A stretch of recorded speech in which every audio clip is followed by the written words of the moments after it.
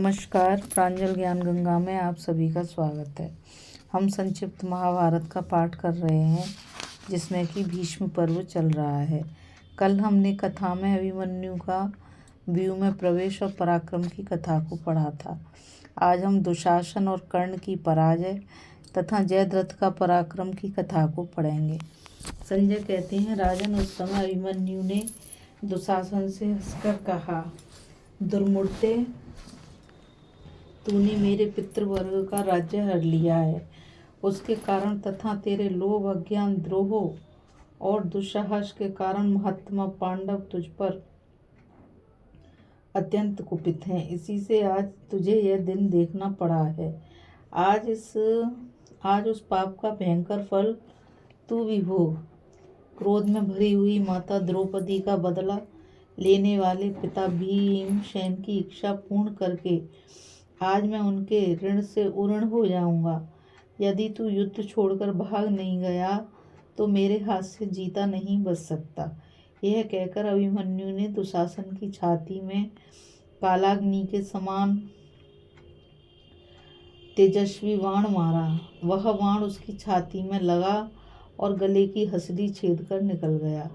इसके बाद धनुष को कान तक खींचकर पुनः उसने दुशासन को 25 बाण मारे। इससे अच्छी तरह घायल होकर वह व्यथा के मारे रथ के पिछले भाग में जा बैठा और बेहोश हो गया। यह देख सारथी तुरंत उसे रण से बाहर ले गया। उस समय युधिष्ठिर आदि पांडव, द्रौपदी के पुत्र सात्यकी, चेकितान, धृष्टद्युम्न, शिखंडी, केकय, धृष्टकेतु तथा मत्स्य, पांचाल और संजय वीर बड़ी प्रसन्नता के साथ द्रोण की सेना को नष्ट करने की इच्छा से आगे बढ़े।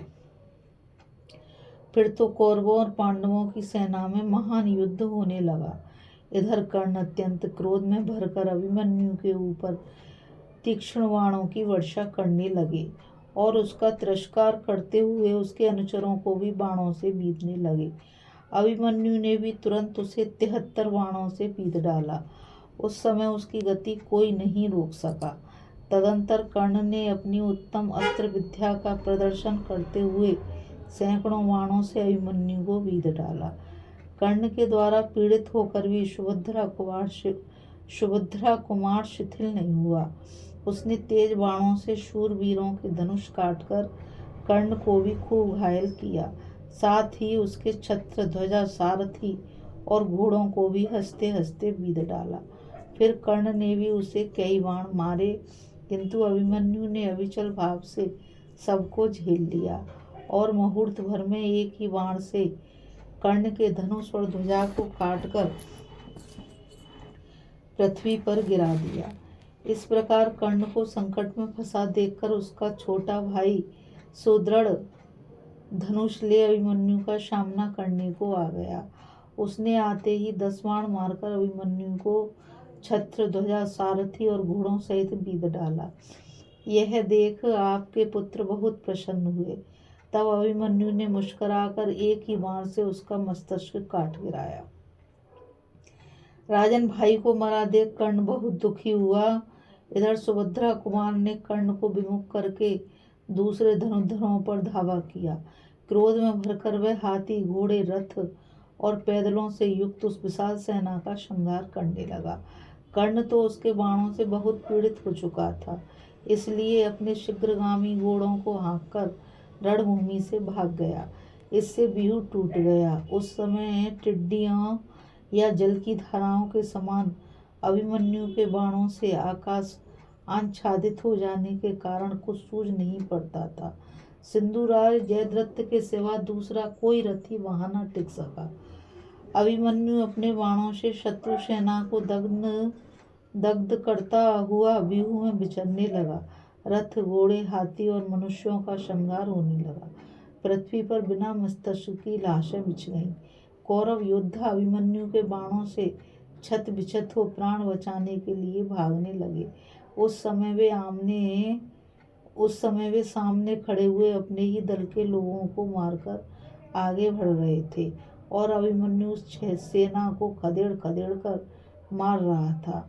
व्यूह के बीच तेजस्वी अभिमन्यु ऐसा दिख पड़ते थे जैसे तिनकों के ढेर में जलती हुई अग्नि हो। धृतराष्ट्र ने पूछा, संजय, अभिमन्यु ने जिस समय व्यू में प्रवेश किया उसके साथ युधिष्ठिर की सेना का कोई और भी वीर गया था या नहीं? संजय ने कहा, महाराज, युधिष्ठिर, भीमसेन, शिखंडी, सात्यकी, नकुल, सहदेव, धृष्टद्युम्न, विराट, द्रुपद, केकय, धृष्टकेतु और मत्स्य आदि योद्धा व्यूहकार में संगठित होकर अभिमन्यु की रक्षा के लिए उसके साथ चले। उन्हें धावा करते देख आपके सैनिक भागने लगे। तब आपके जामाता जयद्रथ ने दिव्य अस्त्रों का प्रयोग करके पांडवों को सेना सहित रोक दिया। धृतराष्ट्र ने कहा, संजय, मैं तो समझता हूँ जयद्रथ के ऊपर यह बहुत बड़ा भार आ पड़ा, जो अकेले होने पर भी उसने क्रोध में भरे हुए पांडवों को रोका। भला जयद्रथ ने कौन सा ऐसा महान तप किया था जिससे पांडवों को रोकने में समर्थ हो सका? संजय ने कहा, जयद्रथ ने वन में द्रौपदी का अपहरण किया था।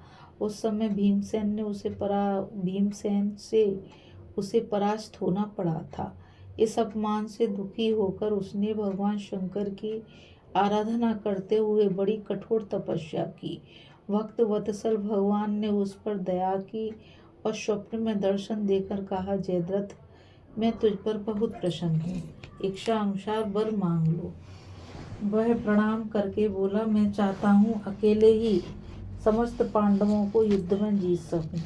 भगवान ने कहा, सौम्य, तुम अर्जुन को छोड़ शेष 4 पांडवों को युद्ध में जीत सकोगे। अच्छा, ऐसा ही हो। ऐसा कहते कहते उसकी नींद टूट गई। उस वरदान से और दिव्यास्त्र के बल से ही जयद्रथ ने अकेले होने पर भी पांडव सेना को आगे नहीं बढ़ने दिया। उसकी प्रत्यंचा की टंकार होते ही शत्रु वीरों पर भय छा गया और आपके सैनिकों को बड़ा हर्ष हुआ। उस समय सारा भार जयद्रथ के ही ऊपर पड़ा देख आपके क्षत्रिय वीर कोलाहल करते हुए युधिष्ठिर की सेना पर टूट पड़े। अभिमन्यु ने व्यू के जिस भाग को तोड़ डाला था उसे जयद्रथ ने पुनः योद्धाओं से भर दिया। फिर उसने सात्यकी को 3, भीमसेन को 8, धृष्टद्युम्न को 60 और विराट को 10 बाण मारे। इसी प्रकार द्रुपद को 5, शिखंडी को 7, केकय राजकुमारों को 25, द्रौपदी के पुत्र प्रत्येक पुत्र को 3-3 और युधिष्ठिर को 70 बाणों से बीध डाला। साथ ही दूसरे योद्धाओं को भी बाणों की वर्षा से पीछे हटा दिया। उसका यह काम अद्भुत ही हुआ। तब राजा युधिष्ठिर ने हंसते हंसते एक तीक्ष्ण बाण से जयद्रथ का धनुष काट डाला। जयद्रथ ने पलक मारते ही दूसरा धनुष लेकर युधिष्ठिर को 10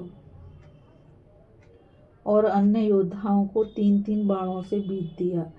उसके हाथ की फुर्ती देखकर भीमसेन ने 3 बाणों से उसके धनुष, ध्वजा और छत्र को काट गिराया। जयद्रथ ने पुनः दूसरा धनुष उठाया और उसकी प्रत्यंचा चढ़ाकर भीम के धनुष, ध्वजा और घोड़ों का संहार कर डाला।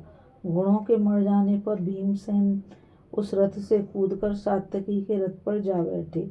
जयद्रथ का यह पराक्रम देख आपके सैनिक प्रसन्न होकर उसे शाबाशी देने लगे। इतने में अभिमन्यु ने उत्तर दिशा की ओर युद्ध करने वाले हाथी सवारों को मारकर पांडवों के लिए मार्ग दिखाया, किंतु जयद्रथ ने उसे भी रोक लिया। मत्स्य, पांचाल, केकय और पांडव वीरों ने बहुत कोशिश की, पर वे जयद्रथ को हटा न सके। आपके शत्रुओं में से जो भी द्रोण सेना का व्यूह तोड़ने का प्रयत्न करता, उसे जयद्रथ वरदान के प्रभाव से रोक देता। इस कथा में बस इतना ही। अभी हम कथा में दुशासन और कर्ण की पराजय तथा जयद्रथ का पराक्रम की कथा को पढ़ रहे थे। अब हम अभिमन्यु के द्वारा कौरव सेना के कई प्रमुख वीरों का संहार की कथा को पढ़ेंगे। इस कथा में बस इतना ही। मैं आप सभी से यही कहना चाहूँगी कि इस चैनल को ज़्यादा से ज़्यादा लाइक, शेयर और सब्सक्राइब कीजिए, ताकि यह अमूल्य ज्ञान अधिक से अधिक लोगों तक पहुंच सके। और आप इस कथा को सुनने के बाद कमेंट के द्वारा मुझे बताइए कि यह कथा आपको कैसी लगी। और मैं आप सभी से यही कहना चाहूँगी कि जो पीछे की कथाएं हैं उन्हें आप शुरू से सुनिए, तो यह अद्भुत ज्ञान आप अच्छी तरह से समझ पाएंगे कि इस ज्ञान में क्या है और कौन कौन सी कथाएं हैं। कल फिर मिलेंगे एक नई कथा के साथ। राधे राधे, जय श्री कृष्णा, नमस्कार।